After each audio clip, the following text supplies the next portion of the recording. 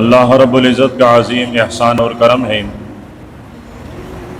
کہ اللہ پاک نے ایک دفعہ پھر ہمیں رمضان المبارک کا مہینہ نصیب فرمایا اور رمضان المبارک کے اختتام پر آج یہ عظیم اور بابرکت دن ہمیں نصیب ہو رہی ہیں۔ اللہ کریں کہ میری اور آپ کی اور ہر مسلمان کی زندگی رمضان کی طرح گزرے اور موت آئے تو عید کی طرح آئے،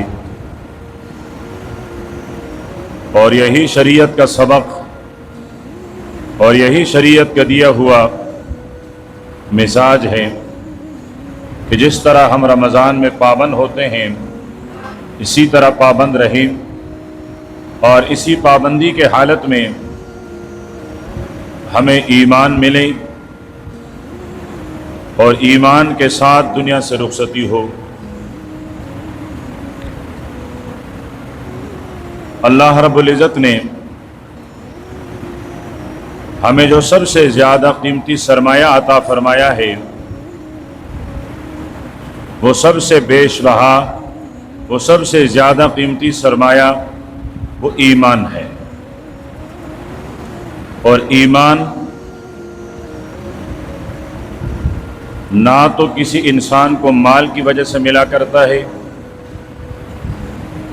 نہ ایمان حسن و جمال کی وجہ سے ملا کرتا ہے، نہ ایمان طاقت اور سلطنت اور بادشاہت کی وجہ سے ملا کرتا ہے، بلکہ انسان کو ایمان ملتا ہے، اللہ پاک ایمان عطا فرماتے ہیں تو اپنی فضل سے عطا فرماتے ہیں۔ اللہ پاک کا احسان، اللہ پاک کا کرم جس پر ہوا تو اللہ رب العزت نے اسے ایمان کے سرمایہ اور ایمان کی دولت سے نوازا، اور ہر مسلمان کو پوری زندگی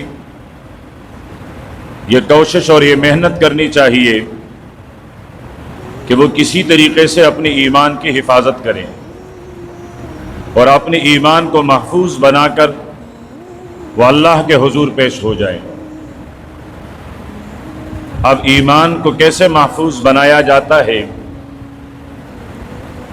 دو تین باتیں میں انتہائی اختصار کے ساتھ عرض کر کے بات کو سمیٹوں گا۔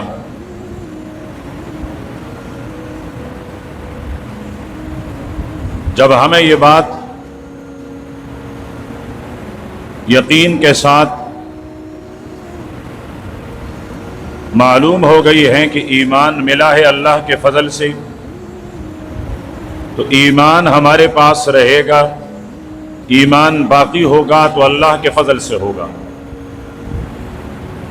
ہر وقت اللہ سے مانگیں گے تو تب جا کر ہماری ایمانیں محفوظ ہوں گی۔ ایمان کی حفاظت کے لیے سب سے پہلی اور سب سے بڑی حفاظت کا سبب اور ذریعہ کہ ہم اللہ کے دین پر عمل پیرا ہوں، اللہ کے دین پر عمل کریں۔ کوئی بھی مسلمان یہ کہہ سکتا ہے کہ میں اللہ کے دین پر کیسے عمل کر سکتا ہوں،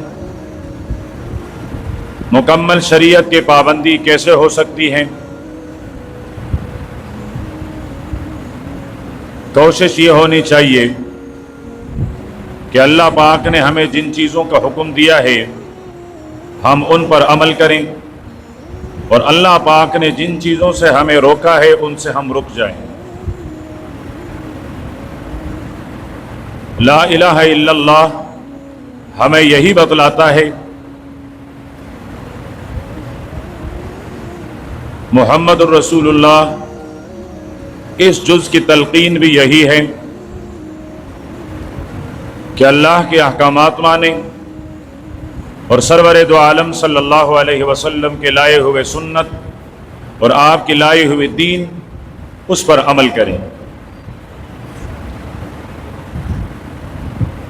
لیکن سب سے آسان بات جو آدمی یہ چاہتا ہے کہ میری ایمان کی حفاظت ہو، میرا ایمان محفوظ ہو، اپنے اوپر لازم کریں کہ 5 وقت اللہ کے دربار میں اپنی حاضری کو یقینی بنائیں، 5 دفعہ اللہ کے سامنے جھکیں، 5 دفعہ اپنی پیشانی زمین پر رکھیں اور اللہ پاک سے یہ گڑ گڑائیں، یہ عاجزی کریں کہ اللہ میں ایمان کے سرمایے کو محفوظ نہیں رکھ سکتا، ایمان کے سرمایے کے حفاظت کے لیے میں آپ کی توفیق کا محتاج ہوں، اگر آپ کی توفیق شامل حال رہے گی تو میں اپنے ایمان کو محفوظ رکھ سکوں گا، ورنہ شیطان میرے ایمان کا ڈاکو ہے، وہ مجھ سے میرا ایمان لے لے گا، وہ ڈاکو مجھے خطا کر لے گا، مجھے گمراہ کر لے گا۔ اور شیطان پوری زندگی یہ کوشش کرتا ہے کہ انسان گمراہ رہے، یہاں تک کہ جب انسان کو موت آئے تو موت ایمان اور اسلام پر نہ آئے۔ ایک طرف شیطان کی کوشش ہے اور دوسری طرف میری اور آپ کی کوشش ہوگی کہ ہم اپنے ایمان کو محفوظ کر لیں۔ تو ایمان کو محفوظ کرنے کے لیے 5 وقت نماز کا اہتمام کریں۔ دوسرے نمبر پر ہمیں ایمان ملا ہے سرور دو عالم صلی اللہ علیہ وسلم کے واسطے سے۔ اللہ کے پیارے پیغمبر دنیا میں تشریف نہ لاتے، ہمارے پاس ایمان کا سرمایہ بھی نہ ہوتا۔ اب ایمان کے سرمایے کو محفوظ بنانے کے لیے ہم نے 2 کام کرنے ہیں۔ پہلا عمل کہ اللہ کے پاک پیغمبر کے سنتوں کو اپنائیں۔ میری اور آپ کی زندگی کا ہر لمحہ اور ہر ساتھ وہ حضور صلی اللہ علیہ وسلم کی سنتوں کے مطابق گزرنی چاہیے۔ میری اور آپ کی شادی ہے تو تب بھی حضور علیہ الصلاۃ والسلام کے سنت کے مطابق ہو۔ اللہ نہ کرے زندگی میں غمی آئے تو طریقہ اللہ کے پاک پیغمبر کا ہو۔ میرے پیغمبر نے اپنے زندگی میں 11 شادیاں کی ہیں۔ 11 شادیاں کرا کے میرے پیغمبر نے مجھے اور آپ کو شادی اور خوشی کا طریقہ بتلایا ہے، لیکن افسوس سے کہنا پڑتا ہے کہ ہم کلمہ تو پیارے پیغمبر کا پڑھتے ہیں، لیکن شادی کے موقع پر، خوشی کے موقع پر ہمارے طور طریقے سرور دو عالم صلی اللہ علیہ وسلم کے نہیں بلکہ ہندو دھرم اور ہندو رسم کا ہوتا ہے۔ خوشی کے موقع پر ہم یا تو یہودی بن جاتے ہیں یا عیسائی بن جاتے ہیں، اور دل میں امید لگائے رکھتے ہیں کہ کل حشر کو اٹھیں گے تو آقا کے جھنڈے کے نیچے اتریں گے اور حشر آقا کے ساتھ ہوگا۔ میرا رب کرانا چاہے فضل کا مالک ہیں، لیکن یہ میرے رب کا قانون نہیں ہے۔ میرے رب کا قانون یہ ہے کہ اس نے اپنے پیارے پیغمبر کو بھیجا، اس پیغمبر نے 23 سال زندگی گزاری، 23 سال میں اس نے خود شادیاں کی، خوشی کے مواقع آئے، اس نے عملی طور پر مجھے اور آپ کو، امت کو خوشی کا عملی طریقہ بتایا۔ میرے پیغمبر کے زندگی میں غم آئے، جس سال حضرت خدیجہ فوت ہوئی اسی سال خواجہ ابو طالب دنیا سے گئے، تو اللہ کے نبی نے ارشاد فرمایا میرے لیے یہ سال عام الحزن، یہ میرے لیے غم کا سال ہے۔ لیکن غم کے موقع پر اللہ کے پیارے پیغمبر نے اپنا سنت عمل بتایا، لیکن افسوس آج امت کے پاس غم کے موقع پر بھی پیغمبر کی سنت نہیں، ہندو دھرم موجود ہے، عیسائیت موجود ہے، یہودیت موجود ہے۔ ہم نے اسلام کو نماز کے ساتھ خاص کر لیا کہ اسلام صرف نماز کا نام ہے۔ ہم نے اسلام کو مسجد کی دیوالی تک محدود کر لیا، اور یہی اسلام کا سب سے بڑا شکوہ ہے کہ میں صرف مسجد کے 4 دیواری تک محدود نہیں تھا۔ اسلام پیدا ہونے سے لے کر قبر میں رکھے جانے تک اس پوری زندگی کے لیے رہنما ہے۔ हमने इस्लाम से कौन सी रहनुमाई हासिल की, हमने प्यारे पैगंबर की ज़िंदगी से कौन सी रहनुमाई हासिल की। यही इस्लाम का, यही ईमान का मुझ और आप और उम्मत से शिकवा है। तो अगर हम अपने ईमान को महफूज बनाना चाहें तो ईमान के हिफाजत के लिए ज़रूरी है कि प्यारे पैगंबर के सुन्नतों पर अमल हो।